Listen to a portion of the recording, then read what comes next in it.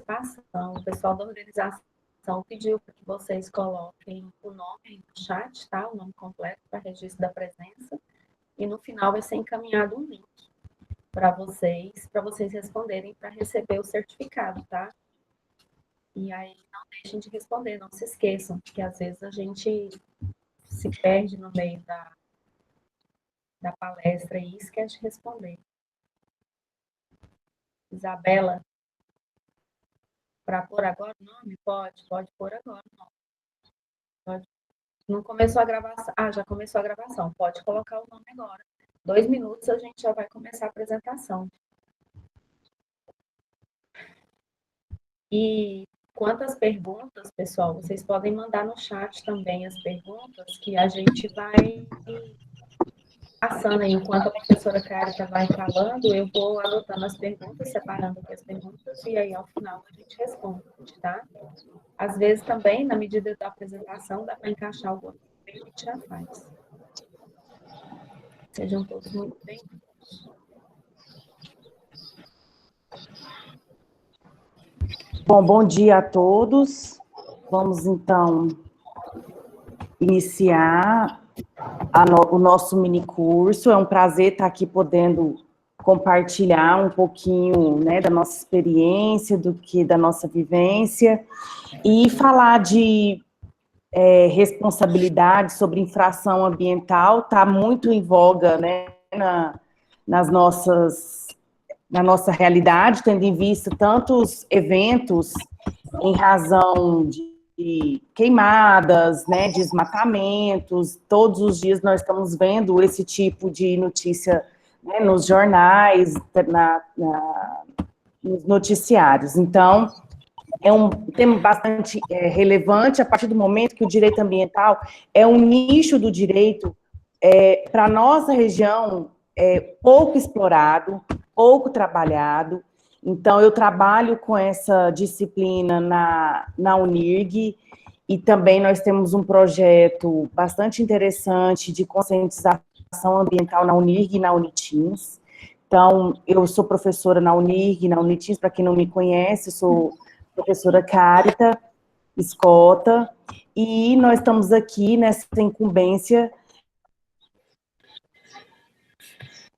Eu trouxe aqui alguns slides para estar orientando a nossa exposição de hoje, né? Nós vamos falar sobre os aspectos processuais das infrações ambientais, certo? Então, quando a gente fala de aspectos processuais... Coloca os seus slides em tela cheia, fazendo favor, desculpe interromper. Tela cheia... É porque não está no modo apresentação. Assim? Tá aquela tacinha lá no final. Agora não. Ficou? A tacinha do slide aí embaixo. Eu já coloquei. Para mim já está aqui. Será que não carreguei ainda? E a sua internet está falhando também. Seu áudio está cortando. Não sei se você está com fone. Tô com fone. Carregou? E eu tô com internet a cabo ainda. Bom, não tá dando aqui pra gente de modo tela cheia, não. Deixa eu ver aqui. Colocou naquela passinha no final, embaixo aí do slide? Coloquei. Vamos que vamos, né? Qualquer coisa, pessoal, mandem mensagem pra gente, tá? Senão a gente perde muito tempo também. Bom, para mim aqui já está aparecendo tela cheia, e aí qualquer coisa vocês vão me falando. Bom, então, quando a gente fala de aspectos processuais, né, que é o tema desse minicurso, sobre aspectos processuais das infrações ambientais, a gente vem na temática dentro de responsabilidade administrativa ambiental, ou seja, como é exercida essa responsabilidade administrativa ambiental e quais os instrumentos jurídicos, processuais de efetivação dessa responsabilidade. Então, fazendo um parêntese, que eu entendo interessante para entender, né, quais são os instrumentos processuais que nós temos para efetivar essa responsabilidade, o que é necessariamente essa responsabilidade administrativa ambiental. Então, isso parte do pressuposto que nós temos lá na Constituição Federal, a partir do artigo 23, inciso 6, inciso 7, que disciplina sobre a competência dos entes públicos para proteger o meio ambiente, combater a poluição em todas as suas formas, preservar as florestas, fauna e flora. Então, dentro desse exercício, dessa competência comum, é o que a gente chama de competência material. É a competência comum para exercer o poder de polícia ambiental. Com qual objetivo? De proteger o meio ambiente em qualquer de suas formas. Então, essa competência comum da União, dos estados, Distrito Federal e dos municípios é uma competência material, é a competência administrativa para exercer o poder de polícia ambiental, ou seja, para exercer a proteção ao meio ambiente. E temos também o que está previsto no próprio artigo 225, no parágrafo 3º da Constituição, que prescreve que as condutas e atividades consideradas lesivas ao meio ambiente sujeitarão os infratores, pessoas físicas ou jurídicas, a sanções penais e administrativas, né, independentemente da obrigação de reparar os danos causados. Então, a gente verifica que nessa relação, uma íntima relação entre as atividades administrativas, ou seja, atividades administrativas que ordenam o exercício do poder de polícia, e tem também atividade administrativa sancionadora, ou seja, é a atividade aquela em que vai impor as sanções em havendo aqui uma infringência ou havendo uma efetiva infração ambiental. Então, quem que pode exercer essa competência? Quem pode exercer essa repressão? Então, na estrutura, né, administrativa do poder público, tanto na esfera federal, na esfera estadual e municipal, nós temos que os órgãos, né, e entidades dos poderes públicos que podem exercer esse poder de polícia. Então, na Política Nacional do Meio Ambiente, lá na Lei 6.938, especificamente no artigo 6º, traz, né, que o poder público, nas suas 3 esferas, são responsáveis por essa proteção ao meio ambiente, por essa melhoria. E aí esses órgãos e entidades formam esse Sistema Nacional do Meio Ambiente. Então, a competência, quem vai ser o órgão para exercer essa competência é o CISNAMA, quem faz parte do CISNAMA? A União, através dos seus órgãos executores, que nós temos o IBAMA, nós temos o ICMBio, que é o Instituto Chico Mendes da Biodiversidade. O IBAMA, ele é um órgão executor em todo o território nacional. O Instituto Chico Mendes, ele exerce esse poder de repressão e sancionador também. Ele executa o poder de polícia dentro das unidades de conservação federal. Tá? Então, os estados, através dos seus órgãos estaduais. Então, a exemplo aqui do Tocantins, nós temos o Naturatins, que exerce esse poder de polícia e sancionador também. Então, e nós temos, para dispor sobre as sanções penais e administrativas das condutas, né, lesivas ao meio ambiente, nós temos, né, a responsabilidade administrativa, ela se encontra prevista tanto na Lei de Crimes Ambientais, que é a Lei 9.605, que foi regulamentada pelo Decreto 6.514 de 2008. Tá? Então, mas antes disso, eu quero trazer aqui para vocês quais são os critérios de responsabilização ambiental. na esfera administrativa. Nós temos um embate doutrinário, porque como a gente, quem é meu aluno aqui, a gente já falou que a responsabilização por danos ambientais, ela ocorre em 3 esferas. Na esfera civil, com a reparação do dano causado, na esfera administrativa, com as sanções administrativas, através de aplicação de autos de infração pelos órgãos executores, e temos os crimes ambientais. Então, que a pessoa física ou jurídica pode responder por crime ambiental. Então, na esfera civil, né, na responsabilidade civil, essa responsabilidade, ela é objetiva, independe de elementos de culpabilidade. Então, apenas comprovando o nexo causal e a autoria, o resultado e o nexo causal, a pessoa vai ser obrigada a reparar o dano. Eu estou passando os slides, Jaqueline, não está passando aí para vocês? Passei da Constituição. Está travado. Não está aparecendo nada. Está nesse modo apresentação. Tá na capa só. Está no modo apresentação. Você pode tentar sair, tirar a apresentação e compartilhar novamente, que aí acredito que dá certo quando você colocar a tela cheia. Melhora, né?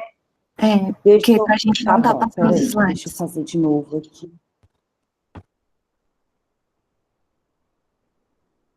Deixa eu parar essa apresentação.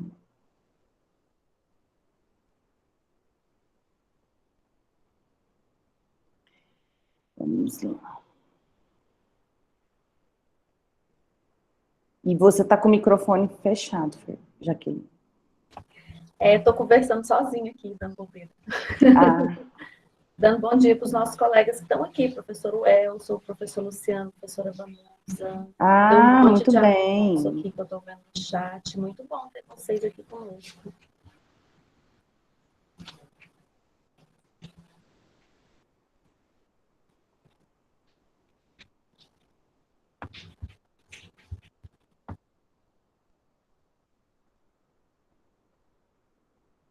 Vanusa, deixa eu apresentar. A professora Vanusa aqui.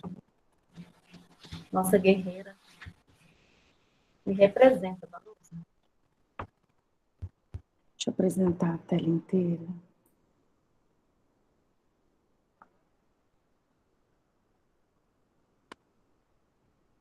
Apareceu os slides? Começando a apresentação agora.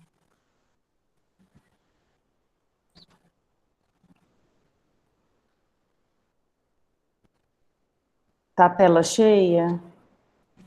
Porque para mim eu não consigo acompanhar agora, o chat. Pode passar agora. Bom. Agora ficou bom. Certo, então, né? Tem limite de participação nesse minicurso, porque tem gente, o pessoal da minha turma da Unir, que está falando que não está conseguindo acessar. Acho que são 100 pessoas. Está no limite máximo, né? Só cabe 100 pessoas, segundo a organização.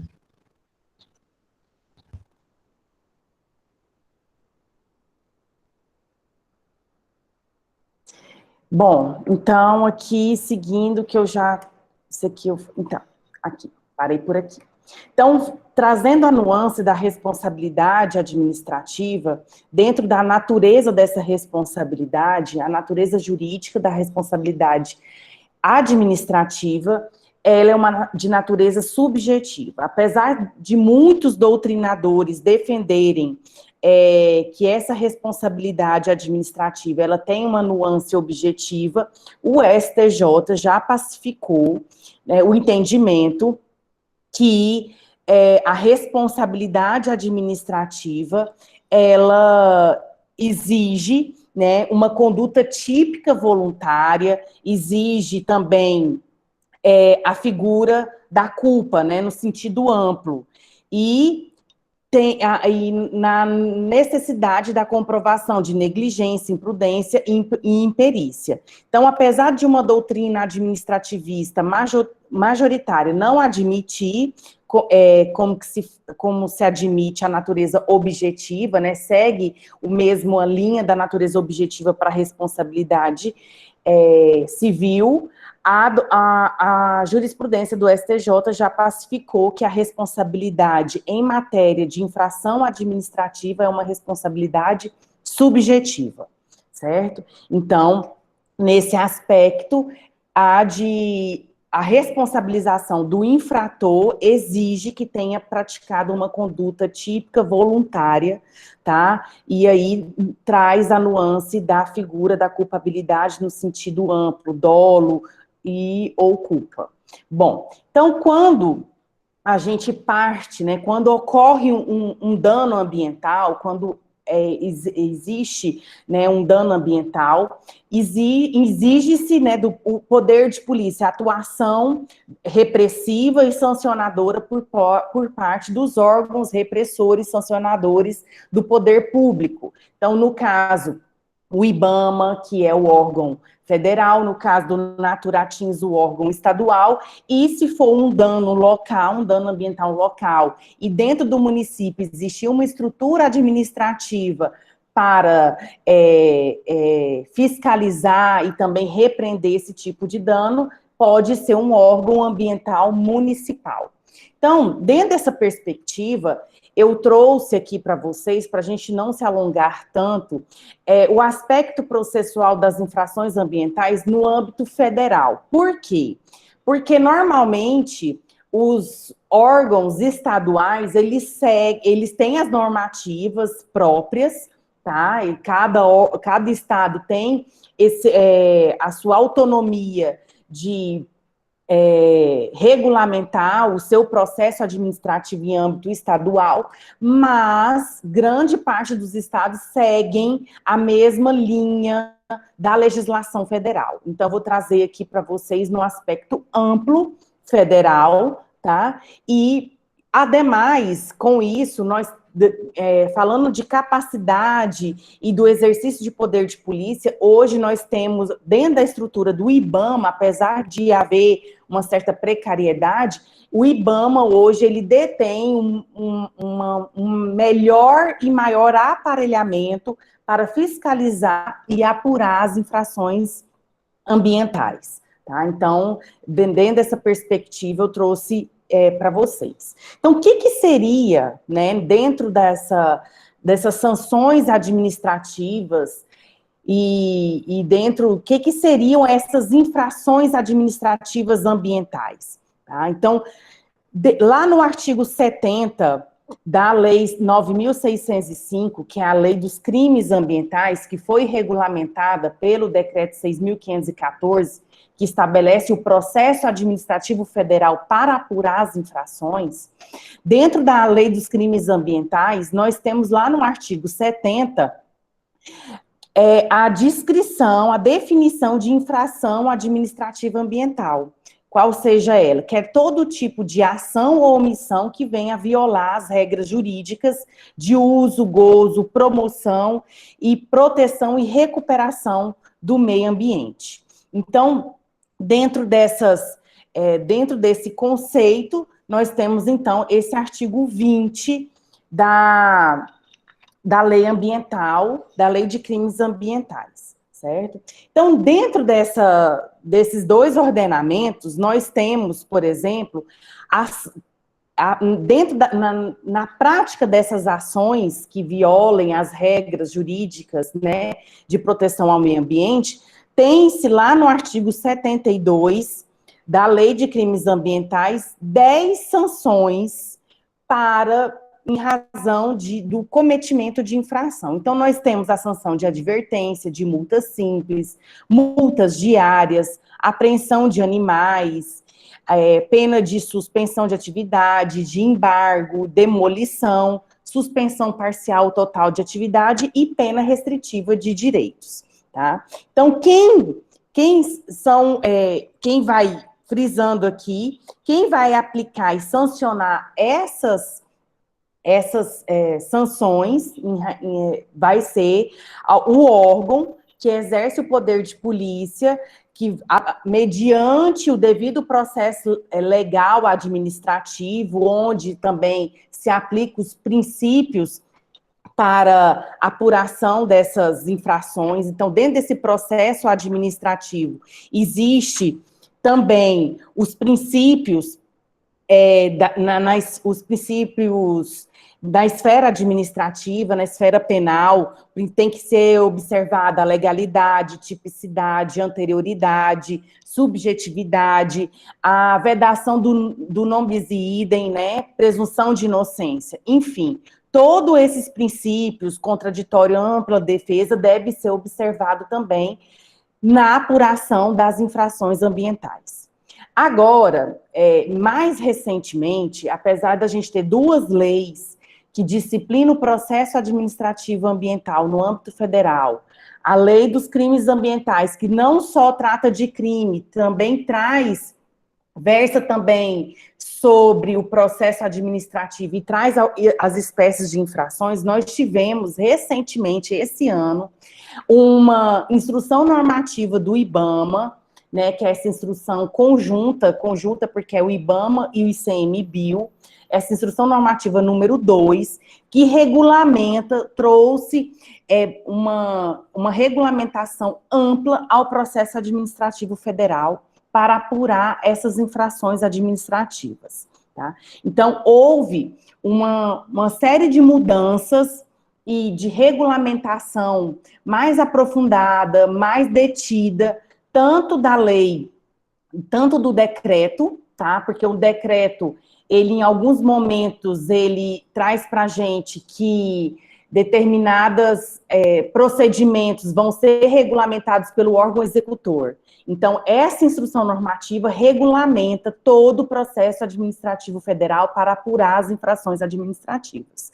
Então, vocês, né, operadores do direito, futuros operadores, quando está diante de um auto de infração, e esse auto de infração foi lavrado pelo IBAMA, então, qual vai ser as regras processuais atinentes à apuração dessa infração?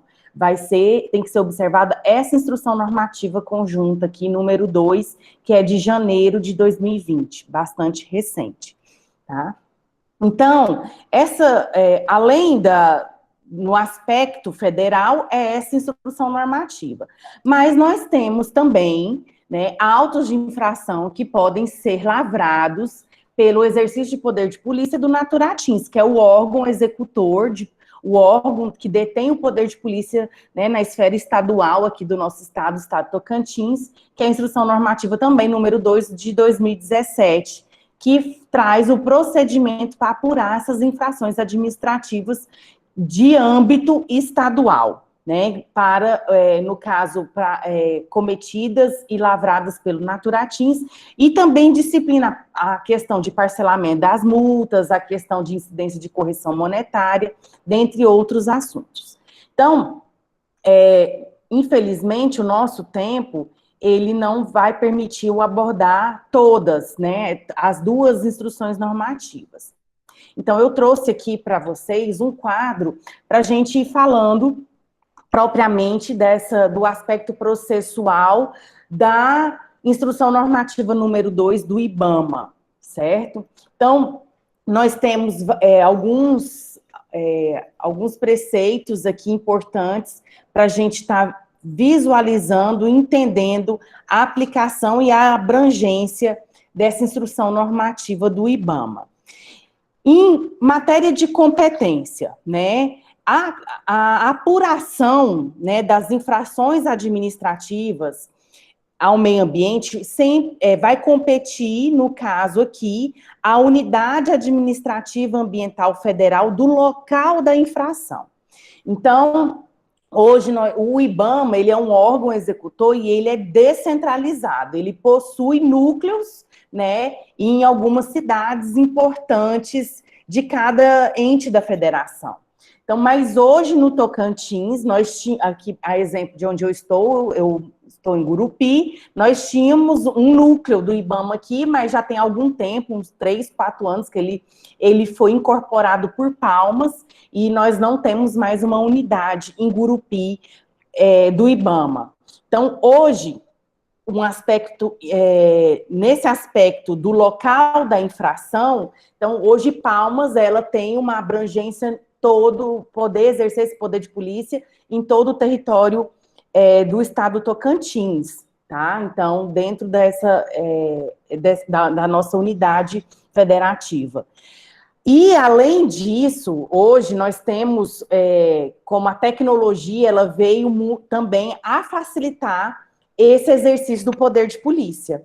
Hoje, não necessariamente uma fiscalização, ela precisa ser exercida em loco, pelo órgão do IBAMA, né? Hoje, por imagens de satélite, existe um disciplinamento em que o IBAMA, através principalmente infração no tipo de desmatamento.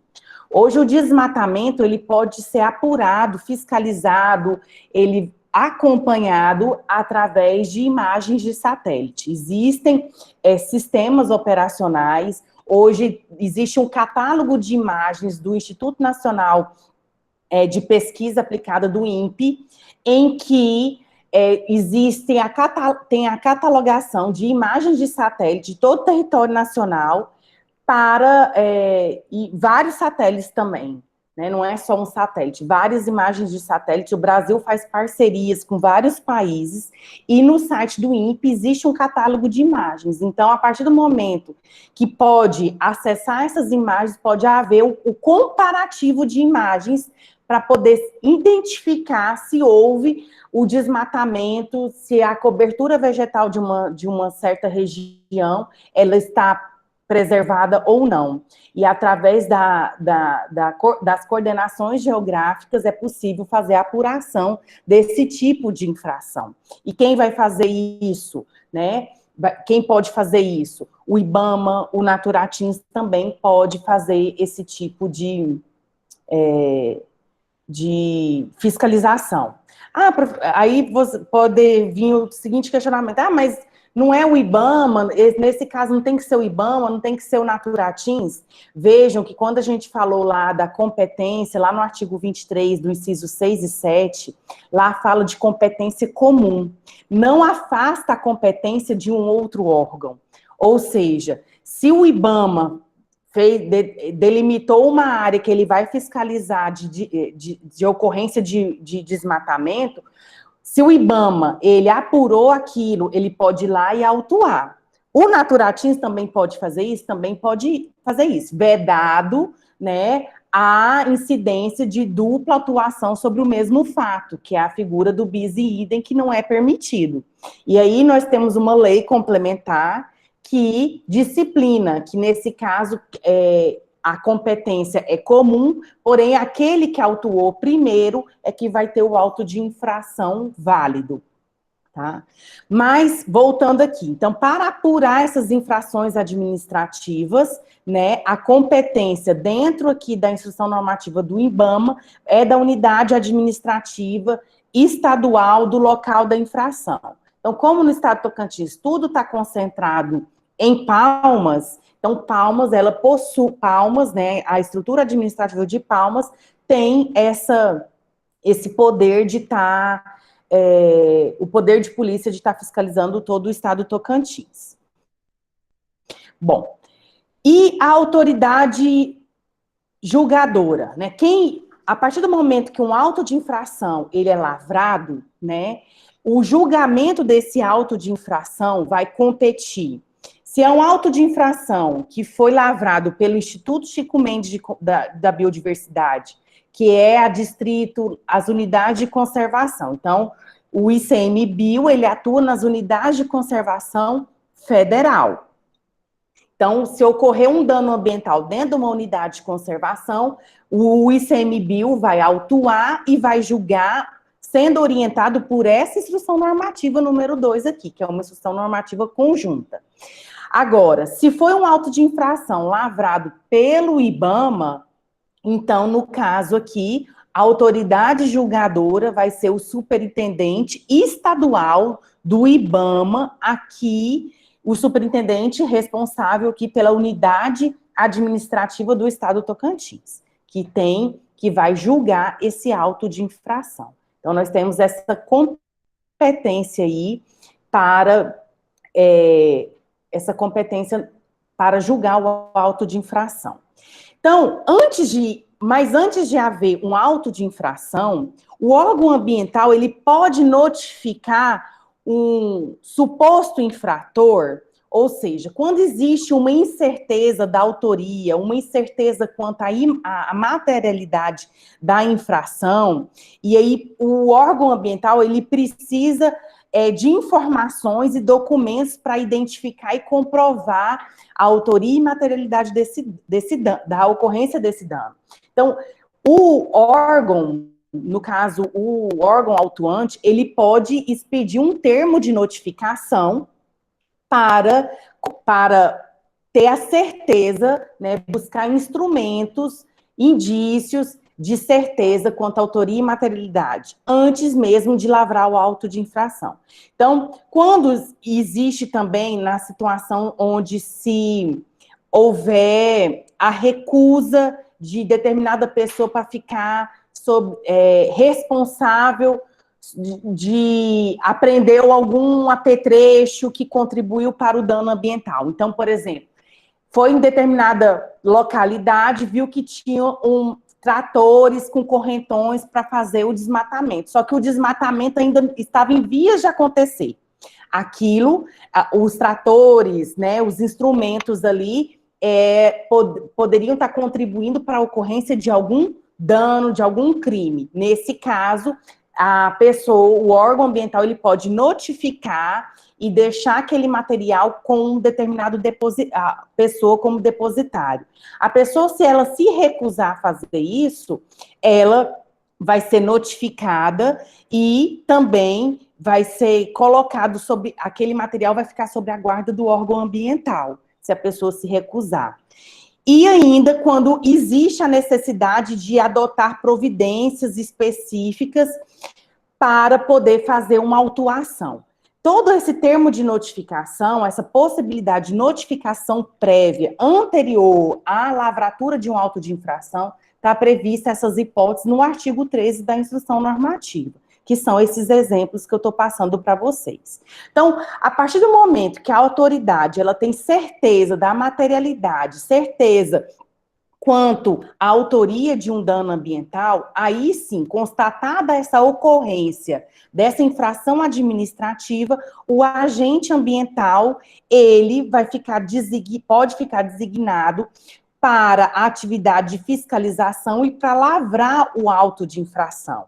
Então, ele vai lavrar, diante dessa constatação, ele vai lavrar esse auto de infração, vai indicar a imposição, nesse auto, ele indica já a imposição das sanções, e ele pode ainda, no auto de infração, formalizar as medidas administrativas cautelares a fim de impedir e de fazer cessar os atos que contribuem para aquele dano. Então, dentre essas medidas cautelares, acautelatórias, né, nós temos apreensão dos objetos, apreensão de animais, apreensão de produtos, subprodutos, destruição, inutilização de bem, suspensão das atividades, suspensão de fabricação, embargo, demolição de obra e suspensão de atividades. Então, dentro dessa situação, nós temos a aplicação desse auto de infração. Então, essa autuação, ela se dá tanto de acordo com o que está previsto no decreto 6.515, também com vistas ao que é regulamentado pelo artigo 14 aqui da Instrução Normativa. A partir do momento que se lavra esse auto de infração, o autuado ele vai ser notificado. Ele tem que ser notificado de qualquer E quais são as formas de notificação previstas pela instrução normativa e pelo decreto 6.515? Ele pode ser notificado pessoalmente, por representante legal, por via postal através de aviso de recebimento, por mensagem eletrônica ou por edital.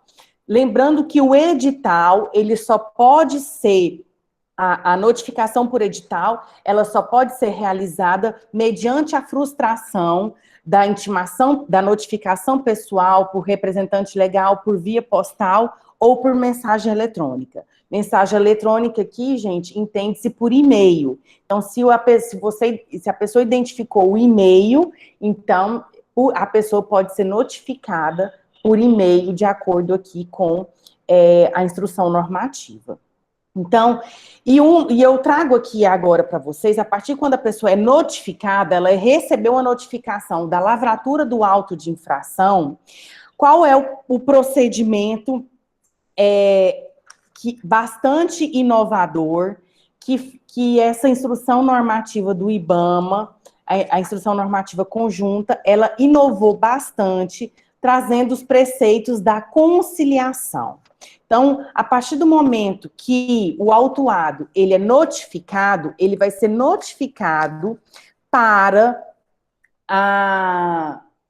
uma audiência de conciliação. Então, a conciliação aqui, dentro dessa instrução normativa, a conciliação ambiental, ela, dentro da perspectiva administrativa, ela deve ser estimulada, entende-se como um mecanismo bastante propício para a pacificação, né, dos conflitos administrativos, e também tem a intenção, o objetivo de encerrar os processos administrativos federais em relação à apuração de infrações. Ou seja, a partir do momento que se tem uma estrutura administrativa, e essa estrutura administrativa, ela está bastante...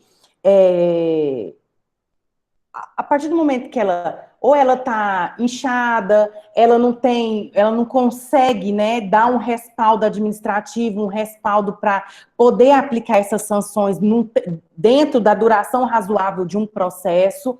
Então, a conciliação, ela vem colaborar para que as infrações ambientais sejam apuradas dentro de um prazo razoável e que as sanções possam ser aplicadas dentro de uma moderação, né, usando a razoabilidade, a proporcionalidade. Então, a realização da conciliação ambiental, ela independe da concordância do autuado. Então, o autuado, ele não precisa manifestar se ele aceita ou recusa a conciliação.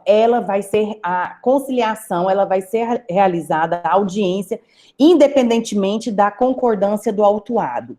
Então, e também a conciliação, ela, uma vez realizada, o autuado, ele vai manifestar a desistência de impugnar o ato administrativo judicialmente, mediante a imposição da sanção pecuniária. O que quer dizer isso? Quer dizer que, uma vez feita a conciliação, aquela apuração, ela vai estar concretizada. Então, se aceita e realiza, e as partes conseguem chegar numa resolução amigável em relação àquela infração ambiental, quer dizer que provavelmente não haverá motivos para se discutir a apuração dessa infração ambiental no âmbito judicial. Então, e como que vai acontecer essa conciliação? Para acontecer essa conciliação, existe dentro do órgão ambiental uma equipe de análise preliminar, que é um núcleo de conciliação ambiental, que vai realizar a análise preliminar do auto de infração. Então, vai analisar questões preliminares e questões para convalidar o auto de infração, ou seja, falar, não, o auto de infração foi realizado dentro das conformidades legais, a pessoa foi regularmente notificada. Então, vai fazer uma análise prévia da regularidade do auto de infração. Ou, se houver algum tipo de vício na lavratura do auto de infração, vai poder declarar nulo o auto de infração que apresentar algum tipo de vício insanável, né? Só que para se declarar nulo um auto de infração, para essa equipe de análise preliminar declarar nulo, primeiro precisa de passar por um parecer, ter um pronunciamento da Procuradoria Federal Especializada. Então, o IBAMA, dentro da sua estrutura administrativa, possui uma procuradoria. Então, quando a equipe vai analisar o auto de infração, verificou lá, tem indício de uma certa nulidade insanável do auto de infração, vai expedir para a Procuradoria Especializada se manifestar, e aí os autos retornam para essa equipe para ela poder se pronunciar, convalidando ou invalidando o auto de infração. Essa equipe também, ela tem o poder de analisar a conversão da multa em serviços de preservação, melhoria e recuperação. Ou seja, a sanção que foi aplicada em determinado caso foi multa. A multa, gente, em primeira instância, ela pode ser convertida em serviços florestais. Então, se o caso permitir, se não tiver algum tipo de multa, e também pode ter multa, né, pecuniária, e pode ter alguma outra sanção conjunta. Então, se for caso de multa, pode haver a conversão. E aí, essa equipe de análise prévia vai manifestar nessa situação. E vai decidir, havendo a pena de multa e outras medidas administrativas cautelares que foram impostas no momento do auto de infração, essa equipe, né, preliminar, ela vai decidir sobre a manutenção da aplicação dessas medidas administrativas cautelares e, de forma conjunta, as outras sanções, tá? Além disso, vai analisar se o autuado é reincidente, vai analisar essas minúcias para poder designar uma audiência de conciliação. Vejam que essa análise preliminar, muitas das vezes, ela pode ser favorável ao autuado no seguinte sentido, que uma vez que determinada infração houve lá a imposição da sanção de multa, e ela pode ser convertida em serviço florestal, muitas das vezes isso pode ser vantajoso para o autuado, porque ele não tem lá disponibilidade de recursos financeiros, né, de dinheiro, mas ele pode providenciar recuperação, comprar créditos florestais para fazer a compensação dessa infração. Mas lembro, gente, isso não é para todos os danos que isso acontece, tá? Isso são para danos considerados mais leves, tá? Então, nessas hipóteses, né, uma vez que essa equipe de análise preliminar ela verifica que os autos estão regulares, o auto de infração foi regular, pode ser convalidado, então essa equipe, ela vai formalizar um parecer e vai enviar para a autoridade competente para poder notificar o autuado para querendo comparecer ao núcleo de conciliação numa data e horário designado para participar de uma audiência de conciliação ambiental. Então, essa unidade, né, administrativa, essa audiência administrativa, essa audiência de conciliação, ela vai ser agendada num prazo mínimo, né, de 30 dias após a lavratura do auto de infração. Então, acontecendo essa designação, quais são as opções para o autuado, né? O autuado, ele vai ser notificado, ele tem que ser notificado com um prazo mínimo de 10 dias para realização, para comparecer nessa audiência, e essa audiência ela pode ser realizada tanto de forma presencial, como pode ser realizada também de forma virtual, pessoal. Então, olha, outra inovação trazida, né, por essa resolução bastante interessante, que é a possibilidade dessa audiência ser realizada também por meios virtuais, que é o que é a realidade, né, que a gente está vivendo hoje, e isso já estava previsto aqui nessa resolução. Então, essa audiência de conciliação, ela vai ser reduzida a termo, vai como uma audiência judicial normal, né? Então, essa audiência, ela vai ser presidida pela equipe de conciliação, então, tem o dever de tratar o autuado com urbanidade, os procuradores também, e dentro dessa conciliação, as partes vão negociar, vão dizer, né, fazer suas propostas, contrapropostas, para resolver a demanda administrativa. Uma vez as opções, né, se a conciliação restar exitosa, ótimo. Então, o processo fica suspenso até o cumprimento de todas as sanções impostas e colocadas durante a conciliação. Mas o autuado, ele não é obrigado a fazer a conciliação. Então, quais são as opções do autuado após essa conciliação ambiental?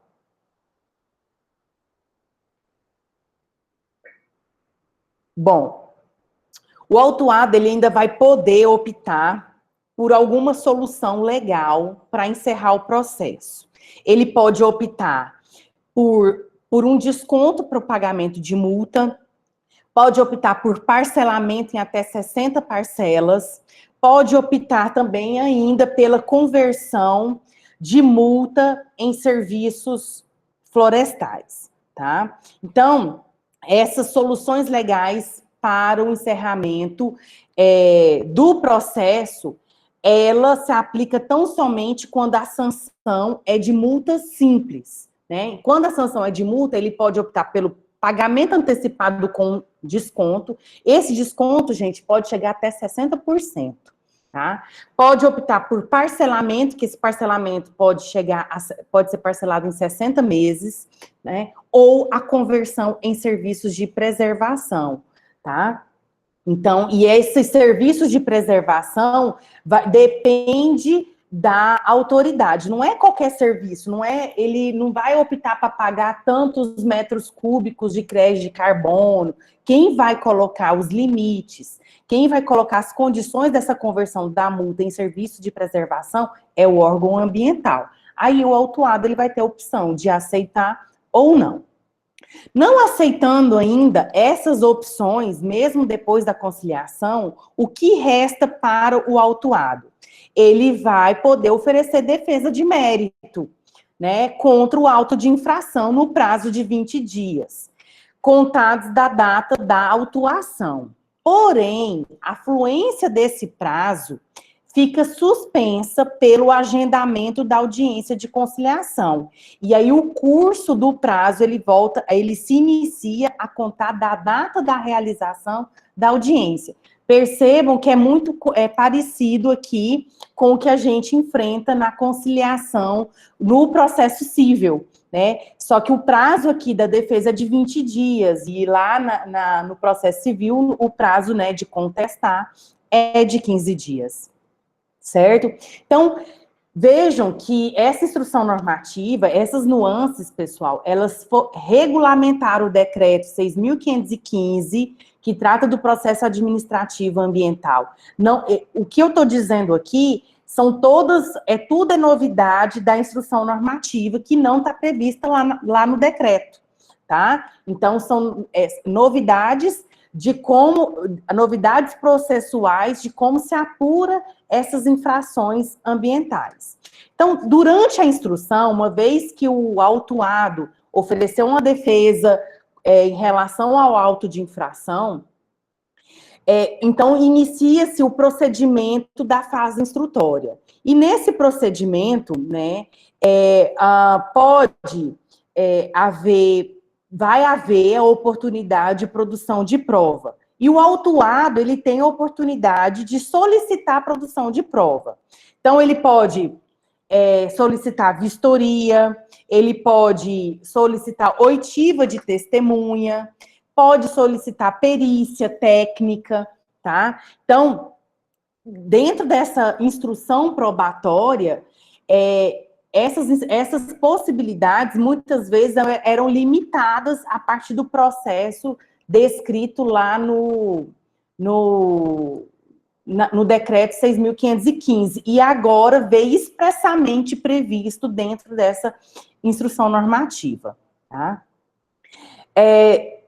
Então, ultrapassada essa fase de instrução, né, com a produção probatória, parte-se ainda para o encerramento dessa instrução, né, que de acordo aqui com o artigo 97, o encerramento da instrução, nesse encerramento vai haver a análise das circunstâncias majorantes e atenuantes, né? Então, quando a lavratura do auto de infração, existe, após ele, o agente da fiscalização, ele tem que elaborar um relatório da fiscalização.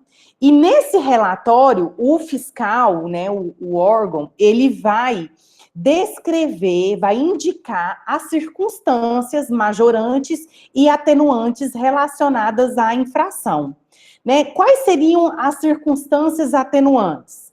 O baixo grau de instrução e escolaridade do autuado é uma circunstância atuante. Arrependimento eficaz, ou seja, quando o autuado, ele está praticando dano, mas imediatamente ele procura todos os meios para reparar o dano, né? Então, aquilo é uma circunstância atenuante.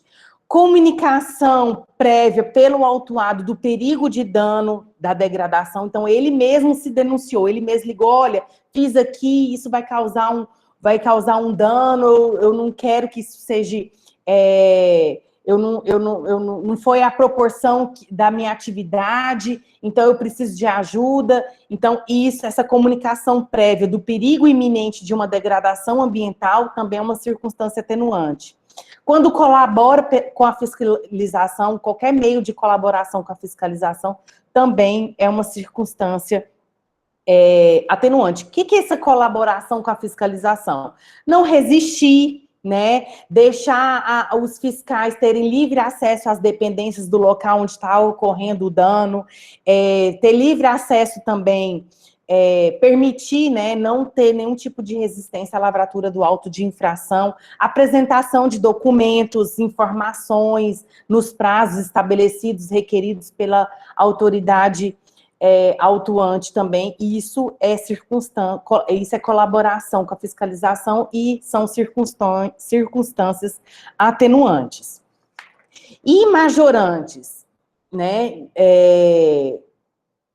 As circunstâncias majorantes do agente é quando, por exemplo, quando ele em razão do dano, ele está obtendo uma vantagem pecuniária, quando há coação de outras pessoas para execução da infração, quando a pessoa colabora com danos para a propriedade alheia, né? Ele tá colaborando dentro da propriedade de outra pessoa, tá colaborando para a ocorrência de um dano.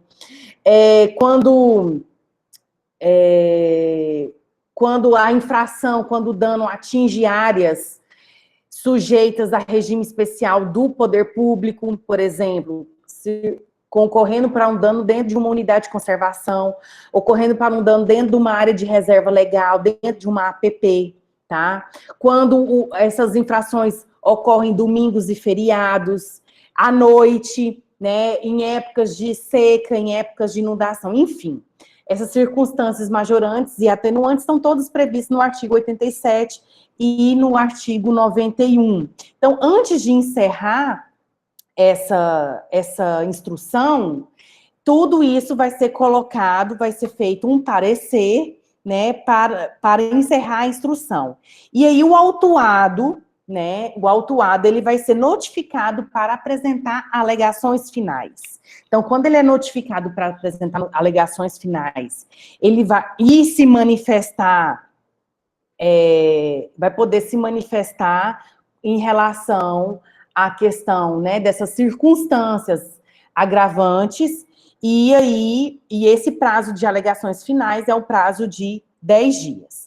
Ultrapassado o prazo de apresentação dessas alegações fiscais, a equipe de instrução, né, do órgão vai elaborar um relatório circunstanciado com uma proposta de decisão objetiva, justificada, e vai encaminhar isso para a autoridade julgadora, né? A autoridade julgadora competente vai, então, proferir uma decisão do auto de infração em primeira instância e acolhendo total ou parcialmente, rejeitando, complementando a proposta também feita pela equipe de instrução, e isso tudo faz parte do ato decisório.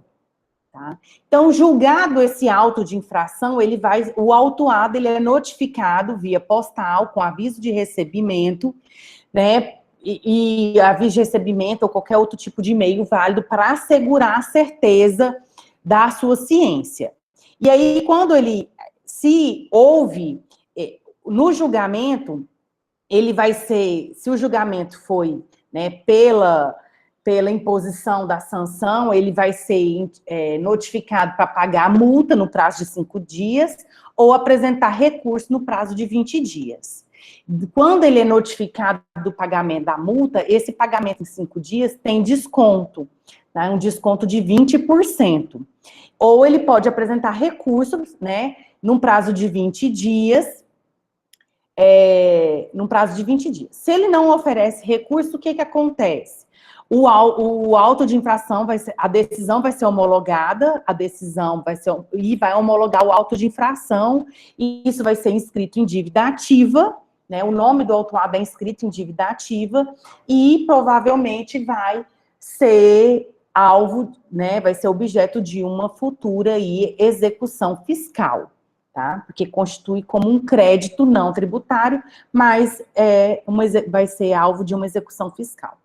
E se oferecer recurso? Então, cabe recurso da decisão de primeira instância, recurso que vai ser interposto no prazo de 20 dias, contado da ciência do autuado.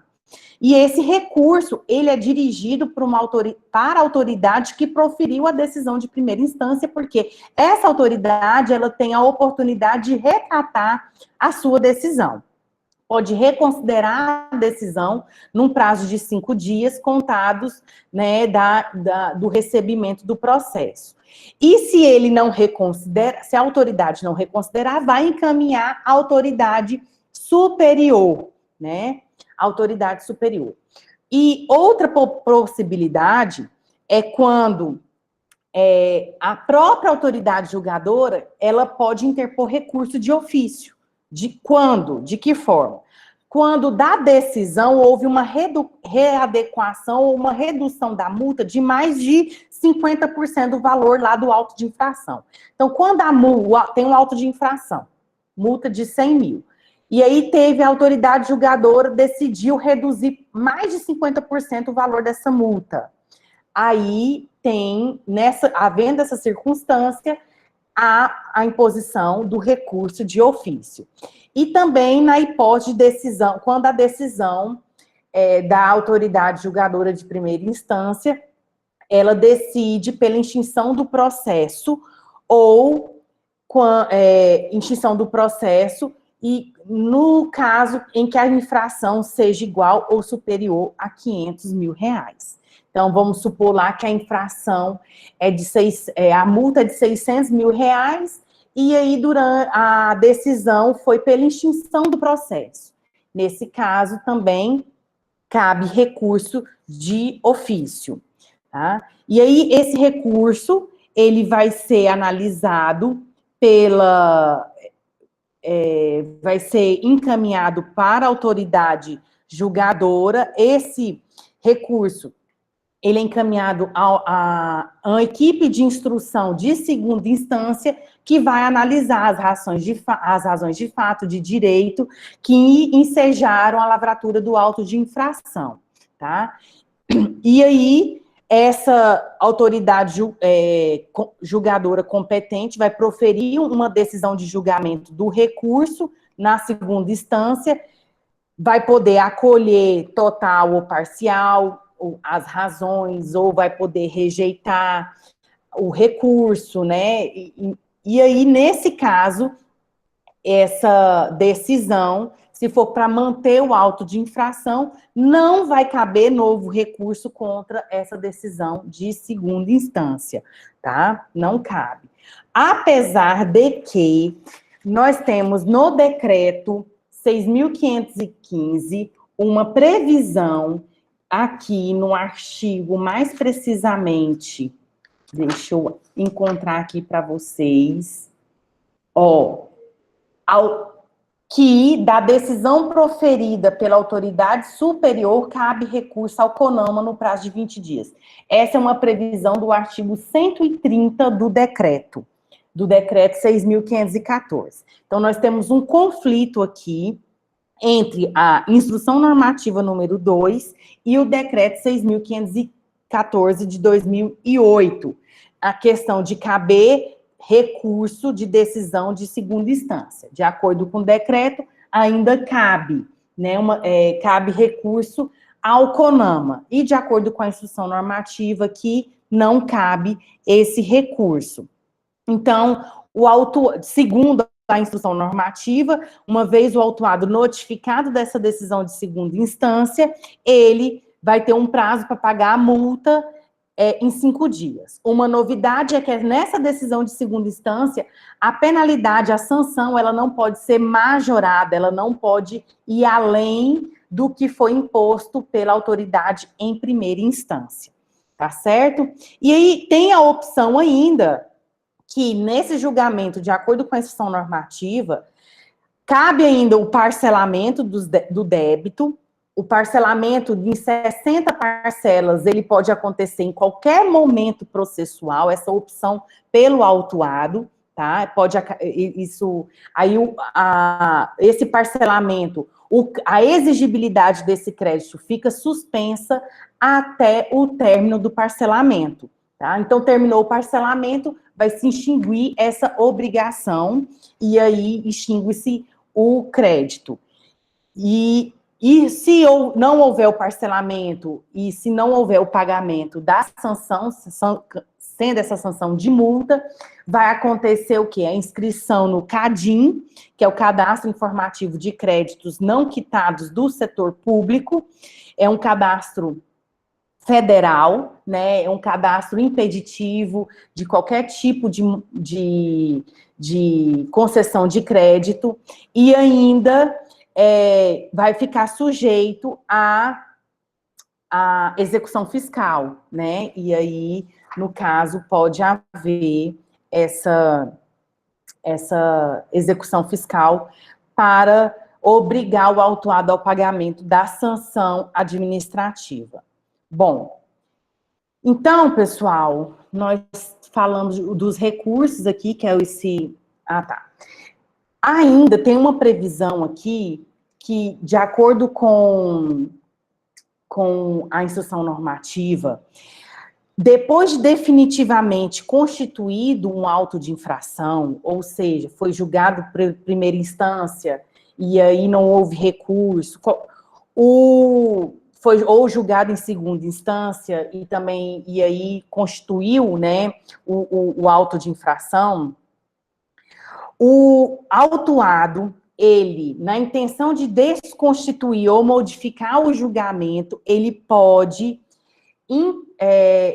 interpor um pedido de revisão, né? O pedido de revisão, ele só vai ser admitido na esfera administrativa quando o autuado alegar fatos novos ou circunstâncias relevantes suscetíveis para justificar a inadequação da sanção que foi aplicada. Essa revisão, ela não pode resultar em agravamento da penalidade ou de sanção restritiva de direito, tá? Então, houve um fato novo em decorrência daquela situação em que deu origem ao auto de infração, e isso pode ser isso pode ser interposto pelo autuado.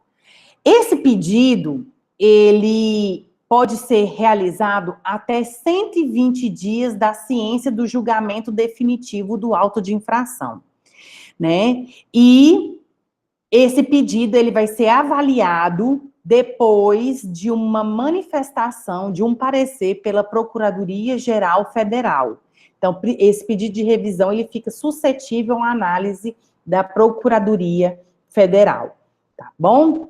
Bom, então, depois de todas essas circunstâncias, né, processuais, tem a inscrição em dívida ativa, e assim o crédito pode ser exigido, a obrigação ela é constituída e pode ser exigida mediante ação própria, né, ação executiva própria pelo órgão federal, tá certo?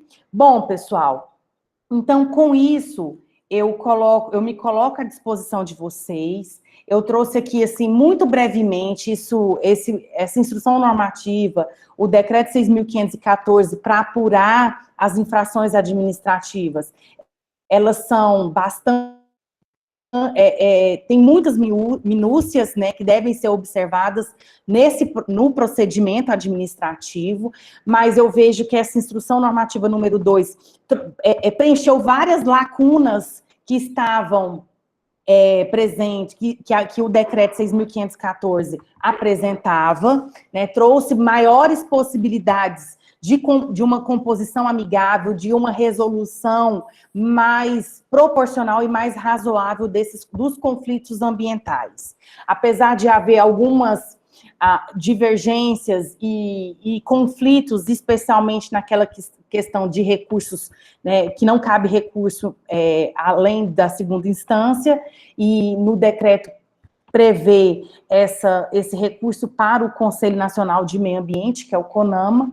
Eu vejo que a instrução normativa, ela inovou e trouxe uma estratégias e instrumentos para que os conflitos possam ser resolvidos de uma forma mais amistosa, amigável, razoável e proporcional, tanto pelo poder público quanto pelos infratores. Então, eu me coloco à disposição e eu agradeço a atenção de vocês. Professora, muita participação aqui no chat, o pessoal comentou bastante. Eu agradeço todas as perguntas que foram enviadas, e algumas eu fui respondendo na medida que o pessoal foi apresentando. Então, se alguém tiver precisando de algum esclarecimento sobre o que já foi respondido no chat, quiser comentar alguma coisa, pode ficar à vontade, abrir o microfone, tá? E fazer as perguntas. Então, eu vou passando aqui, já vamos começar a comentar aqui. O Marcos, por exemplo, ele falou que a fiscalização por imagens, ela pode conter erros. E aí, o que eu comentei com o Marcos aqui no chat foi que a gente tem que conhecer um pouco, né, de satélite ou trabalhar com alguém que saiba para fazer esse acompanhamento, inclusive para possibilitar uma amplitude maior de defesa. Sobre esse tema especificamente, professora, você quer comentar alguma coisa? Bom, eu concordo, né, igual eu e a Jaqueline, a gente é advogada, a gente sabe que todo, né, o poder público é passível de erros, qualquer tipo de autuação é passível de erros, de excessos, e sim, imagem de satélite é passível de erro, sim. E, assim, a gente tem alguns casos que a gente se depara com esse erro. Por quê? Porque a imagem de satélite, dependendo da época do ano, ela pode, dependendo do satélite, ter uma coloração e que pode induzir imagem de desmatamento que não aconteceu. E não tem a abrangência da realidade. Então, eu concordo com o Marcos que esse tipo de fiscalização, ela tem que ter a oportunidade a probatória, de não induzir em erro a autoridade julgadora em relação a isso. E também a questão de que esses excessos podem ser submetidos às autoridades judiciais justamente para invalidar essas inconsistências dos autos de infrações da atuação administrativa. E, Então, aí eu já queria chamar a professor, eu queria atenção para saber... quem é da área do direito, né, a pungência desse mercado, a pungência desse novo ramo que nós vamos ter aqui de atuação. É só um minutinho, Odinei, eu já vou passar. Então, para fazer a atuação, né? Então, é um mercado bastante interessante que a gente tem para fazer atuação de campo, um campo de trabalho muito urgente que só tende a crescer, especialmente com regulamentações procedimentais, onde a atuação do advogado vai ser cada vez mais importante na defesa do autuador, aliás, na defesa da pessoa, do infrator, né? Do infrator de ambiental. O Eudinei quer fazer uma pergunta. Eudinei, fica à vontade. Não, a minha pergunta é, parabéns à professora Carita, foi excelente a explanação, bem sucinta, bem objetiva, com muita clareza.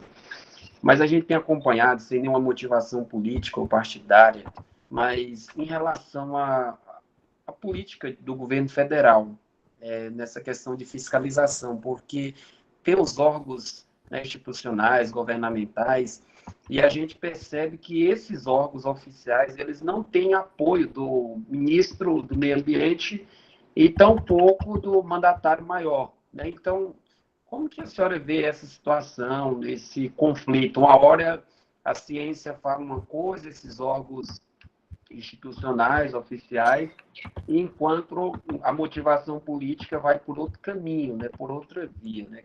Aí fica difícil, porque esses órgãos acabam sendo submissos, né? Tem que obedecer os chefes maiores. E aí a gente encontra um impasse, um entrave nessa questão. Como a senhora vê essa situação atual?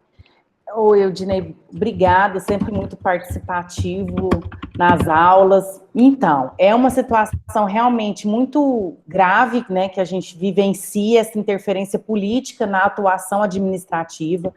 Eu vejo que a política ambiental, isso é a professora Carta dizendo, eu vejo que a política ambiental, a proteção ao meio ambiente como um todo, ela deve ser uma política de Estado e não uma política de governo.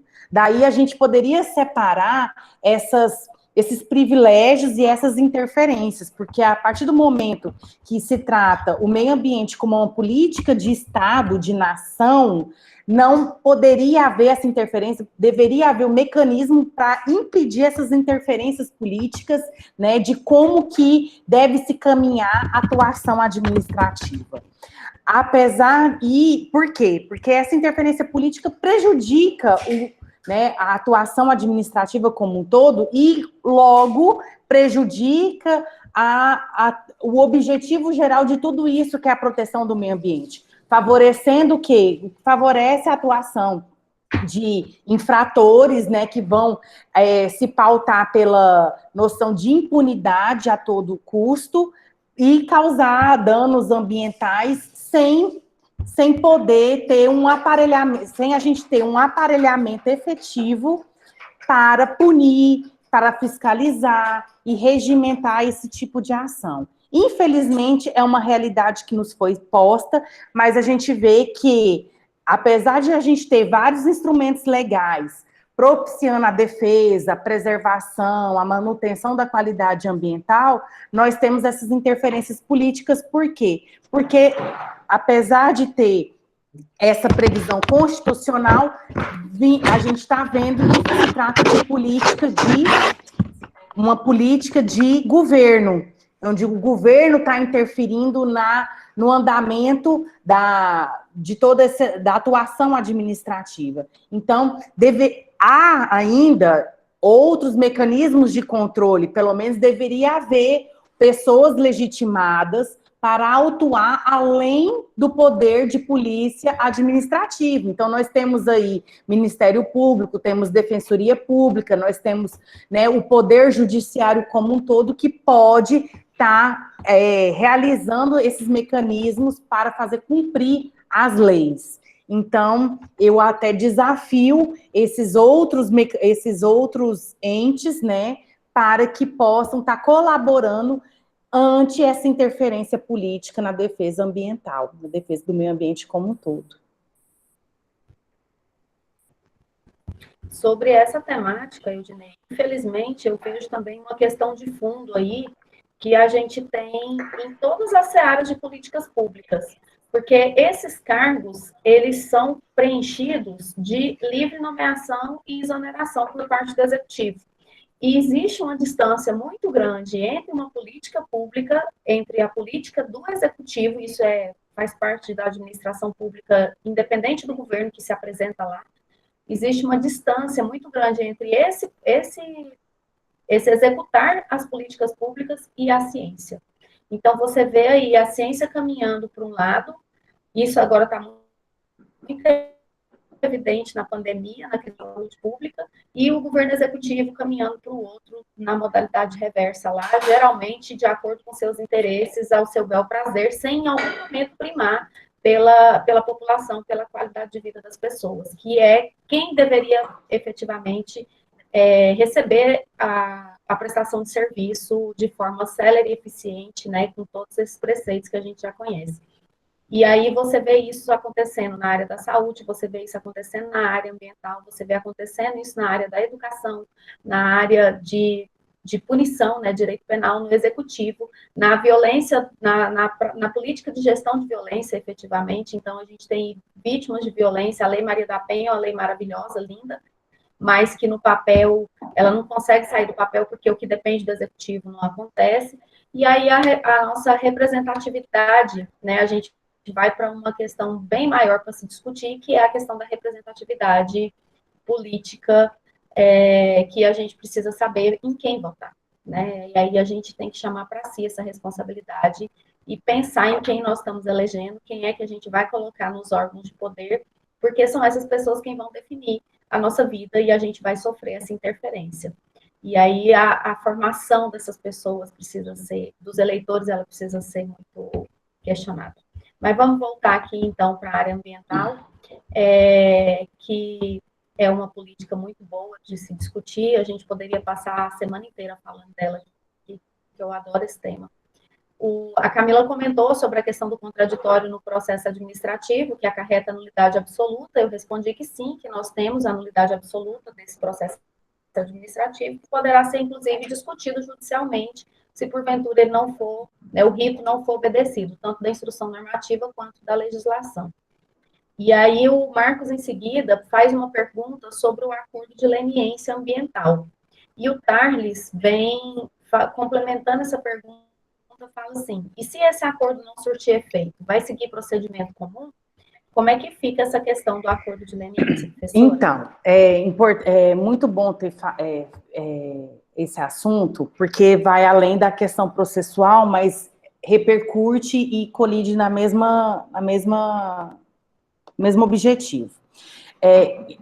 O Ministério Público, né, ele pode, em decorrência, ele é um legitimado para atuar na defesa de direitos difusos coletivos, então, na defesa do meio ambiente como um todo.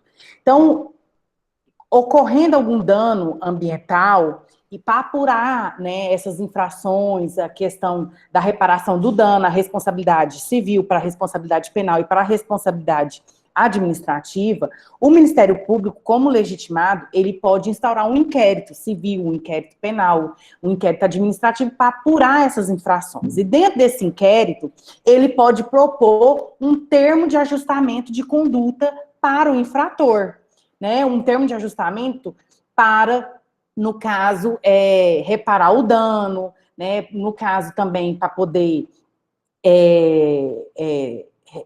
substituir uma pena. Então, nesse caso, o Ministério Público tem essa legitimação. No que a gente fala de acordo de leniência, né, existe a situação, por exemplo, que a gente tem que separar o acordo de leniência para a colaboração premiada, né? O acordo de leniência, ele vem de forma a contribuir para impedir o quê? O trâmite de uma ação judicial. E também ele é mais favorável no caso da responsabilização de um tipo de organização criminosa, tá? Se houver a formação de uma organização criminosa, que esteja contribuindo para a ocorrência de um dano ambiental, ou seja, exploração ilegal de madeira, né, ou seja, promovendo queimadas irregulares, ilegais, desmatamento ilegal. Então, vem colaborar nesse sentido.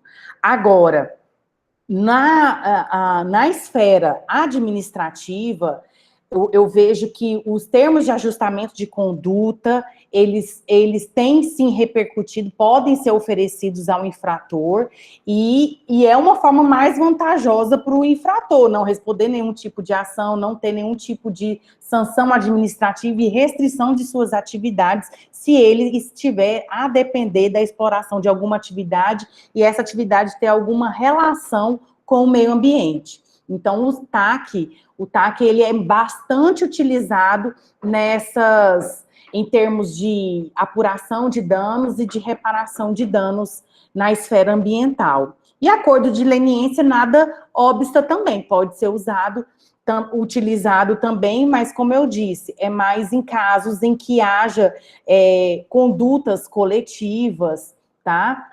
Em que se demonstra a necessidade de apurar e de responsabilizar várias pessoas que estejam contribuindo para um determinado dano.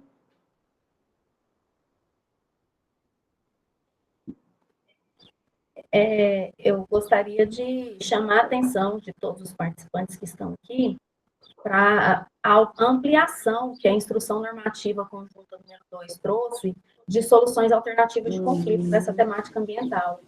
E, além dela ter ampliado, porque o termo de ajustamento de conduta ambiental, ele sempre pode ser utilizado na solução dos problemas ambientais, porque a gente tem que pensar que o princípio máximo da questão ambiental é sempre a recomposição do dano. O objetivo da proteção do meio ambiente, uma vez estabelecido o dano, e aí houveram perguntas sobre essa classificação do dano, como é que ela seria feita, eu coloquei aqui no chat alguns comentários, o objetivo é você reestabelecer o meio ambiente para trazer ele ecologicamente equilibrado, né, bem de uso comum e ecologicamente equilibrado. Essas soluções alternativas de recomposição, elas sempre vão viabilizar de uma forma mais efetiva essa reconstrução. E a instrução normativa trouxe a criação de um núcleo de composição, né, de um núcleo de conciliação ambiental, que reforça essa temática, que reforça essa atuação nessa questão de solução alternativa de conflitos, especialmente para a temática ambiental. Então, é uma política extremamente relevante, importante e bastante eficiente, e que vai trazer, quiçá, esperamos todos nós, que temos um compromisso com o meio ambiente, uma educação ambiental também. Ela é um instrumento importante para reforço, para a recomposição do dano e também para a formação de uma educação ambiental. Que um dos problemas maiores, assim, que a gente enfrenta nessa defesa do meio ambiente é o estabelecimento dessa construção de educação ambiental, que ela é muito difícil de ser formada, porque a gente vem de exploração, né? O nosso país, especialmente, o Brasil e o mundo inteiro, ele sempre foi construído, as pessoas se formaram em cima de uma exploração dos recursos ambientais, acreditando, inclusive, na sua infinitude. E que, depois de um tempo, a gente viu que isso não acontece e nós seremos os maiores prejudicados com isso, né? Com essa exploração infinita e desregrada. Então, a formação dessa educação ambiental, ela vem reforçando, né, nessa instrução normativa, uma política bastante importante. E além... Para finalizar... Só para fazer uma complementação, porque além da função de repreender, né, e de sancionar nesse exercício do poder de polícia, é dentro dessa função que a professora Jaqueline está dizendo, que tem que ter essa função pedagógica. Ou seja, o infrator ter conhecimento das consequências dos atos, o quanto que o bem ambiental, ele não é passível, né, de titularidade individual, de pública, privada, ele é um bem de todos. Então, muitas das vezes, a pessoa, por falta de conhecimento, ela entende que um curso d'água dentro da sua propriedade é dela, né? Ela entende que uma árvore que está dentro, aquela reserva legal dentro da propriedade é dela e ela pode fazer o que ela quiser, e não. Então, a função pedagógica é o norteio maior que deve se ter dentro dessas sanções, sanção civil, sanção penal, seja qual for.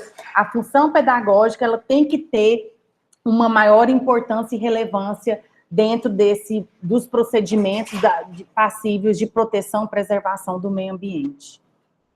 Obrigada, Jaque, pela complementação. Obrigada, professora. E aí, para finalizar, o Tarles, ele faz uma pergunta, a questão do recurso já foi respondida, né, que tem divergência entre a instrução normativa e a legislação. Isso. E aí o Tarles faz uma pergunta falando sobre a caça ilegal. Como que, numa classificação de danos, essa conduta vai se enquadrar de caça ilegal? A caça, a atividade de caça, ela é totalmente regulada pelo poder público, tá? Então, para você poder caçar qualquer tipo de espécie, você tem que ter autorização. Então, se for uma espécie selvagem, você tem que ter autorização do órgão ambiental para você exercer a caça. Então, se você não tem autorização e estiver caçando, você está cometendo uma infração e crime ambiental. Tá? Então, nós temos uma lei,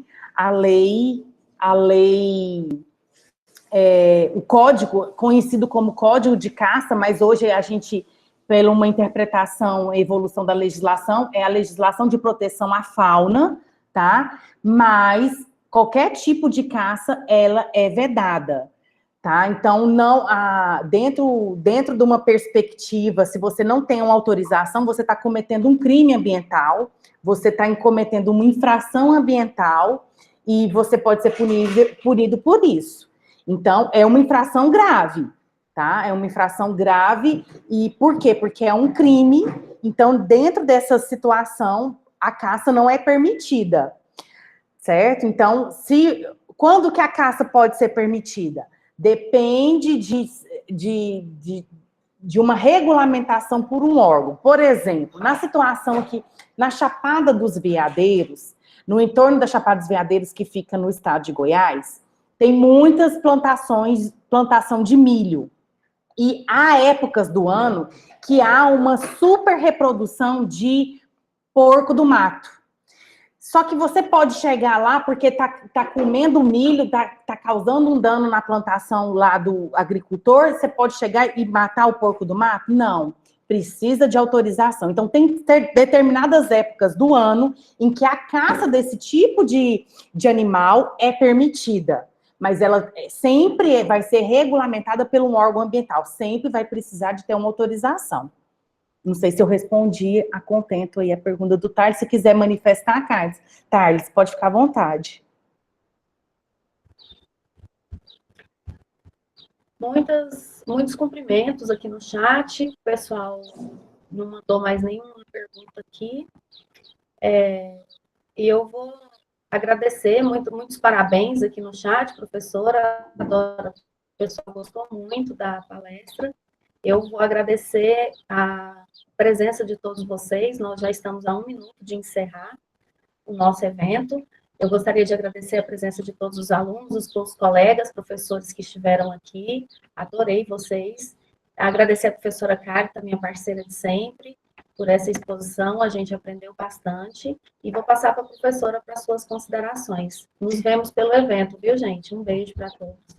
Pessoal, muito agradecida pela audiência de vocês, agradeço por todos os professores que estiveram aqui nos prestigiando, meus alunos queridos e amados, muito obrigada pela participação de vocês, adorei estar aqui com vocês, espero ter levado, né, um pouco de conhecimento, meus alunos da Unitins que estão aqui também, muito obrigada, sempre muito bom estar com vocês, espero que vocês tenham galgado algum conhecimento com as explanações aqui de hoje e estou à disposição para o que vocês precisarem aqui na instituição, fora, vocês têm o meu acesso, o meu contato. Agradecer a professora Jaqueline por essa intermediação, pelo auxílio, pela colaboração de sempre. E desejo para vocês um bom evento, participe dos eventos à noite, participe dos eventos, vai ser, conhecimento nunca é demais. Muito obrigada a todos, tenham um ótimo dia e um tchau pleno para todo mundo.